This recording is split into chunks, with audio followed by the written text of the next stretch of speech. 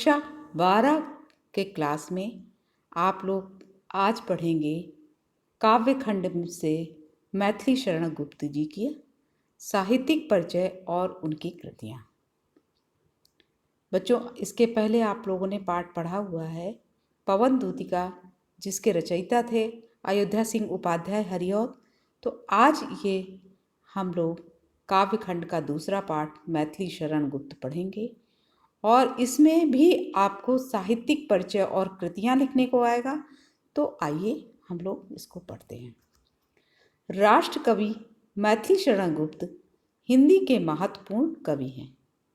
श्री पंडित महावीर प्रसाद द्विवेदी जी की प्रेरणा से आपने खड़ी बोली को अपनी रचनाओं का माध्यम बनाया और अपनी कविता के द्वारा खड़ी बोली को एक काव्य भाषा के रूप में निर्मित करने में अथक प्रयास किया। गुप्त जी खड़ी बोली के उन नायकों में प्रधान हैं। इस तरह ब्रज भाषा जैसी समृद्ध काव्य भाषा को छोड़कर समय और संदर्भों के अनुकूल होने के कारण नए कवियों ने इसे ही अपनी काव्य अभिव्यक्ति का माध्यम बनाया। हिंदी कविता के इतिहास में गुप्त जी का यह सबसे बड़ा योगदान है। पवित्रता, नैतिकता और परंपरागत मानवीय संबंधों की रक्षा गुप्त जी के काव्य के प्रथम गुण हैं, जो पंचवटी से लेकर जयद्रथ वध, यशोधरा और साकेत तक में प्रतिष्ठित एवं प्रतिफलित हुए हैं। साकेत उनकी रचना का सर्वोच्च शिखर है। अपनी लेखनी के माध्यम से वह सदा अमर रहेंगे और आने वाली सदियों में नए कवियों के लिए प्रेरणा स्रोत रहेंगे। अब बच्चों, इनका जीवन परिचय और साहित्यिक परिचय इस प्रकार से है। हिंदी साहित्य के प्रखर नक्षत्र माँ भारती के वरद पुत्र मैथिली शरण गुप्त का जन्म 3 अगस्त सन 1886 ईस्वी में हुआ था। इनके पिता सेठ रामचरण गुप्त और माता कौशल्या बाई थी और यह उनकी तीसरी संतान थी और इनका जन्म उत्तर प्रदेश में झांसी के पास चिरगांव में हुआ था। माता और पिता दोनों ही परम वैष्णव थे। वे कनकलताबद्ध नाम से कविता करते थे। विद्यालय में खेलकूद में अधिक ध्यान देने के कारण पढ़ाई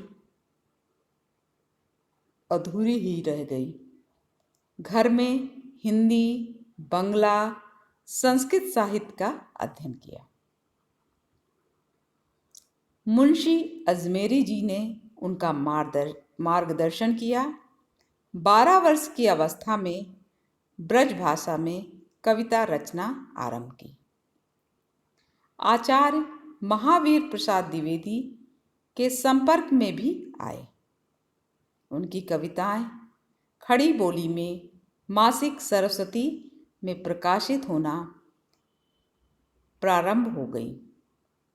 प्रथम काव्य संग्रह इनका था रंग में भंग तथा बाद में जयद्रथ वध प्रकाशित हुआ।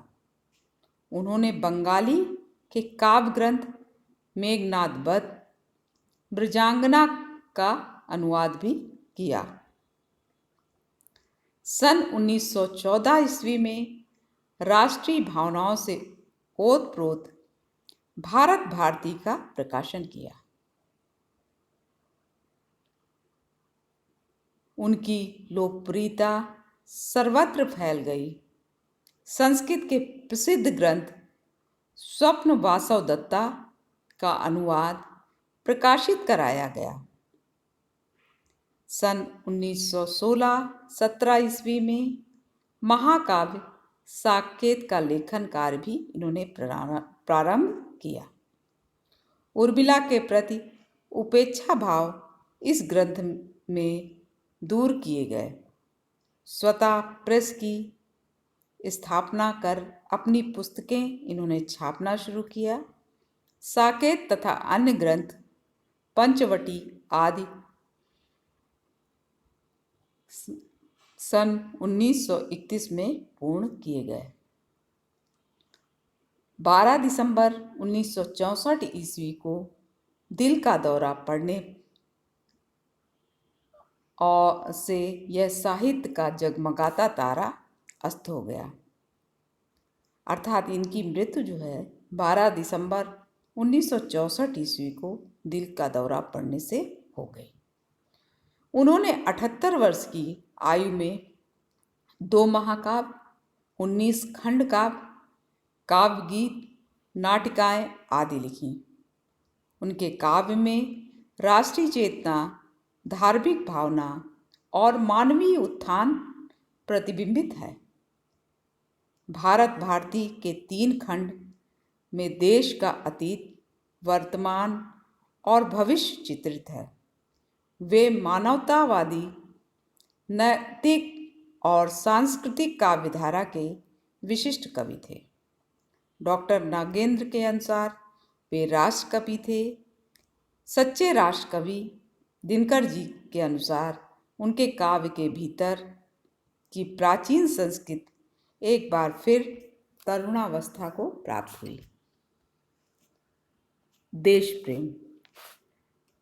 बच्चों, राष्ट्र कवि मैथिली चरण गुप्त और कानपुर से प्रताप नामक समाचार पत्र निकालने वाले निर्भीक पत्रकार गणेश शंकर विद्यार्थी के मिलने का केंद्र बिंदु प्रताप प्रेस में ही रहा करता था। कलम के वार से दोनों साहित्यकार देश को आज़ादी दिलाने के प्रयास में लगे हुए थे। दोनों महापुरुष विशाल हृदय की संवेदना वाले थे और उनका हृदय उदार था। काव्य के क्षेत्र में उन्होंने अपनी लेखनी से संपूर्ण देश में राष्ट्रभक्ति की भावना भर दी थी। राष्ट्र प्रेम की इस अजस्र धारा का प्रवाह बुंदेलखंड क्षेत्र से कविता के माध्यम से हो रहा था। बाद में राष्ट्र प्रेम की इस धारा को देश में प्रवाहित किया था राष्ट्र कवि मैथिली चरण गुप्त ने। बच्चों, इनकी भाषा शैली कैसी थी? गुप्त जी ने अपनी कविताओं में ब्रज तथा परिष्कृत, सरल तथा शुद्ध खड़ी बोली को अपनाया। उन्होंने यह सिद्ध किया कि ब्रज भाषा काव्य सृजन के लिए समर्थ भाषा है। सभी अलंकारों का इन्होंने स्वाभाविक प्रयोग किया है, लेकिन सादृश्य मूलक अलंकार गुप्त जी को अधिक प्रिय हैं। बच्चों, अलंकारों में वे धनाक्षरी, मालिनी, वसंतिलका, हरिगीतिका व द्रुत विलंबित आदि छंदों में इन्होंने काव्य की रचना की थी। गुप्त जी ने विविध शैलियों में काव्य की रचना की। इनके द्वारा प्रयुक्त शैलियां हैं प्रबंधात्मक शैली, अलंकृत, उपदेशात्मक शैली, विवरणात्मक शैली, गीत शैली तथा नाट्य शैली। बच्चों, इनकी रचनाएं इस प्रकार से हैं।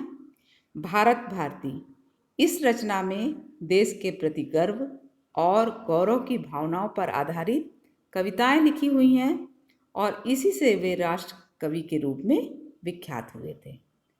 दूसरी रचना है साकेत। साकेत मानस के पश्चात हिंदी में राम काव्य का दूसरा ग्रंथ बच्चों साकेत ही है। अगली रचना है यशोधरा। इसमें उपेक्षित यशोधरा के चरित्र को काव्य का आधार बनाया गया है। अगली रचना द्वापर, जय भारत, विष्णुप्रिया। इनमें हिडिंबा, नहुष, दुर्योधन आदि के चरित्रों को नवीन रूपों में प्रस्तुत किया गया है। गुप्त जी की अन्य पुस्तकें हैं पंचवटी, चंद्रहास, कुणाल गीत, सिद्धराज, मंगल घट, अनद तथा मेघनाथ वध।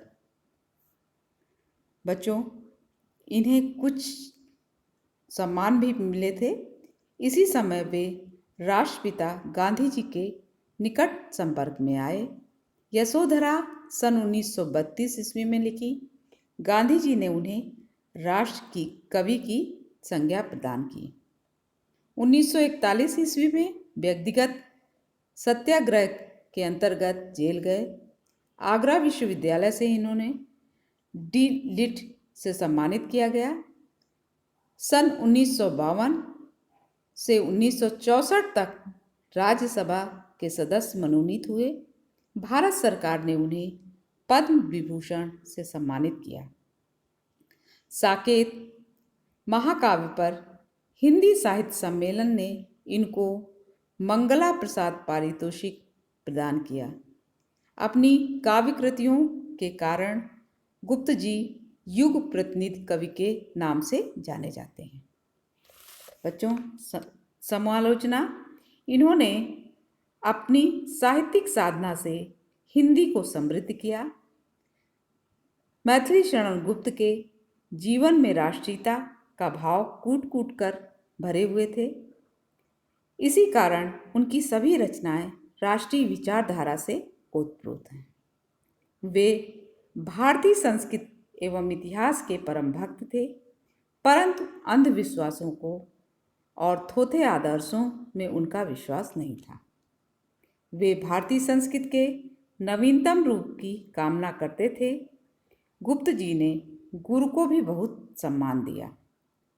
जो स्थान तुलसी के लिए महावीर हनुमान का है, वही गुप्त जी के लिए महावीर प्रसाद द्विवेदी जी का है। और उन्होंने स्वयं ही कहा था, करते तुलसीदास भी कैसे मानस नाद, महावीर का यदि उन्हें मिलता नहीं प्रसाद। तो बच्चों, ये था मैथिली शरण गुप्त जी का साहित्यिक परिचय और उनकी रचनाएं। इससे संबंधित आपको 5 अंकों का एक प्रश्न आएगा, उसे आपको लिखना होगा। तो इस जीवन परिचय को आप अपनी नोटबुक में लिख लीजिएगा और उसे याद करने की कोशिश भी कीजिएगा।